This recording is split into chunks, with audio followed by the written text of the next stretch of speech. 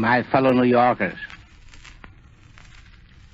the one dominant thought in our minds is that shared by 130 million Americans in our country and hundreds of millions of men and women throughout the world.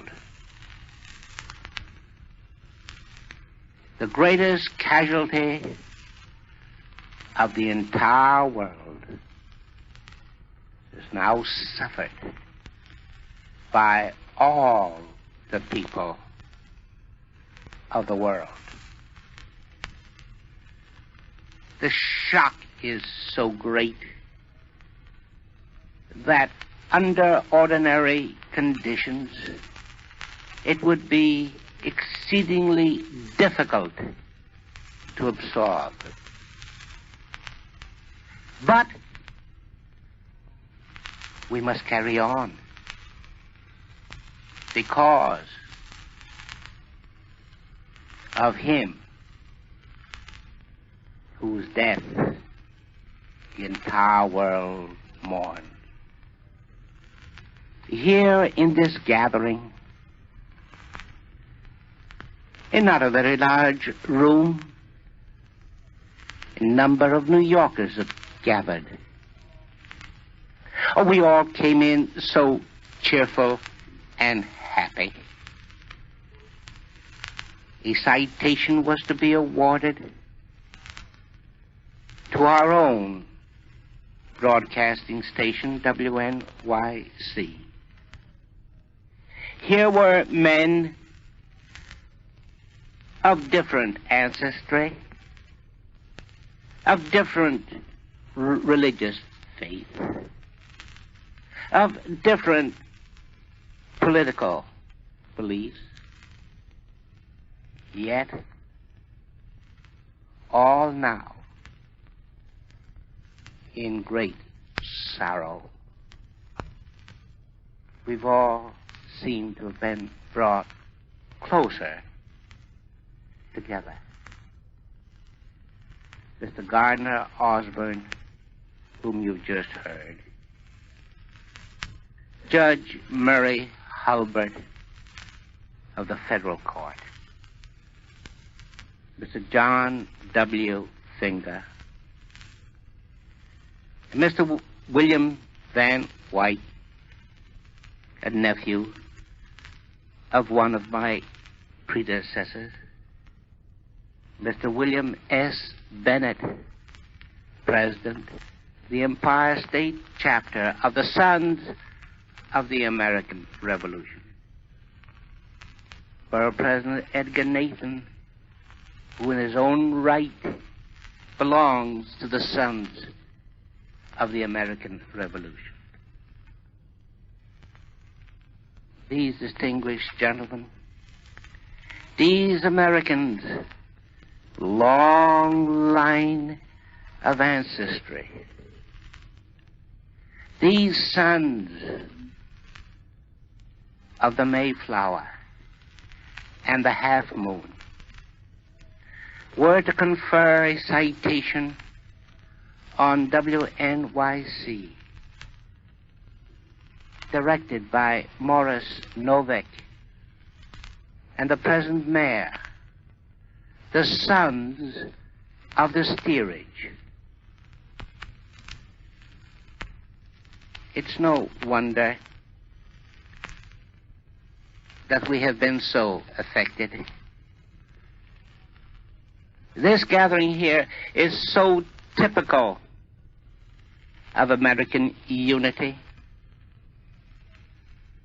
It's so typical of what our country stands for.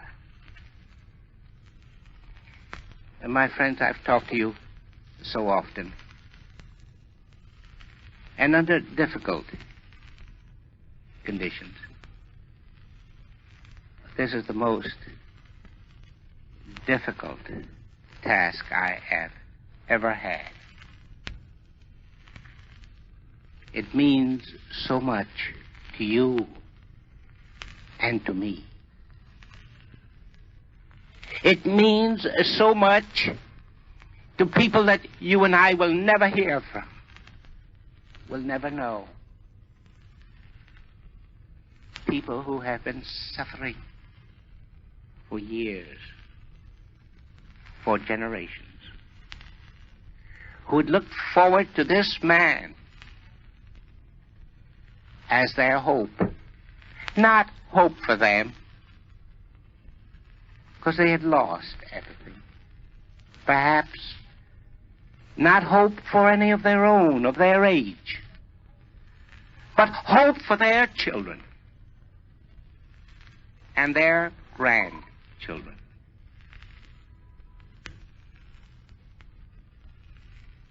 But we must buck up. I revert back to the people of my ancient ancestry. And we must face it as Romans. Our leader has died, but he lives on. His inspiration is with us. His leadership is with us. An additional duty and responsibility has now been thrust upon every American, no matter how humble. Responsibility and a duty to carry on as he would have us carry on, to insist that his ideals may be translated into reality and into everyday life. A better world for all. Economic security for the impoverished people of impoverished country of this world. For permanent peace. My friends, this just could not have happened. There must be some reason for it all. Is it for the inspiration that we have followed for nearly 2,000 years?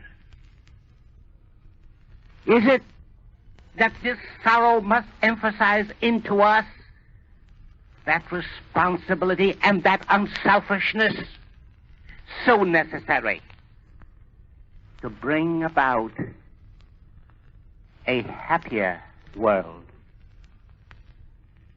to abolish forever cruelty, the brutality of war? It makes us feel all so humble at this time. And yet it presses down hard for an additional responsibility to unite.